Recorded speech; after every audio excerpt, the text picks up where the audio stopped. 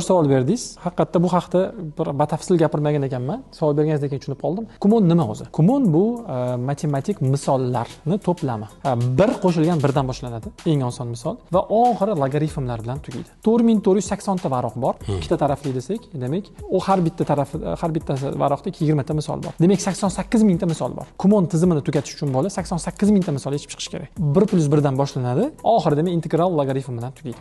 Juda, ya'ni mashina qilib qiyinlashib boradi. Birorta joyda tushuntirish yo'q. Buni ustunligi shunda. Shuning uchun ham 70 ta davlatda bor va 7 million o'quvchi hozirgi kunda faol uni har kuni dars qiladi. O'qituvchi yo'q, koordinator bor. Tizim nimani ustiga qurilgan? Bola 1 + 1 dan boshlab misol yechadi. 1 + 1 = 2. Endi deydi 1 + 2 deydi = 3 deydi. 10 ta misolni hammasini ishlasa, keyingi varaqqa o'tadi. Bittasida xato ketib qolsa, boshidan ishlatadi hammasini. Mavzu puxta bo'ladi. 88 ming ta misol ishlagandan keyin biz uni matematikani tugatdi deb e'lon qila olamiz. Endi bizda e'tirozlar paydo bo'lishi mumkin. O'qituvchi yo'q. Nega? Chunki bola sinfda 20 ta bolaga beramiz hozir buni 20 xil darajada ketyapti. Buni nimaga qo'ydik? Chunki hech kimni qolib ketishini xohlamadik. Hamma bola matematika o'rganib chiqsin dedik. Ikkinchi sababi kuchli bolalar bor. Ular o'qituvchini materialga to'ymaydi. O'sha yerda o'zini tezlikda ketaversin dedik. Va hozir bizda mana 4-sinfimizda 2 yil tugayapti joriy qilganimizda 6-sinf mavzusini tugatgan bolalar bor, 5-sinf mavzusida yurgan bolalar bor, taxminan 7 tasi va o'zini 4-sinfini tugatgan bolalar bor, 10 tacha bola. Ya'ni eng kamida 10 ta bola o'zini mavzusini tugatdi, 7 ta bola demak 5-sinf mavzusini 1 yil oldinga o'tib ketdi, 3 ta bola 6-sinf mavzusini ham tugatib qo'ydi.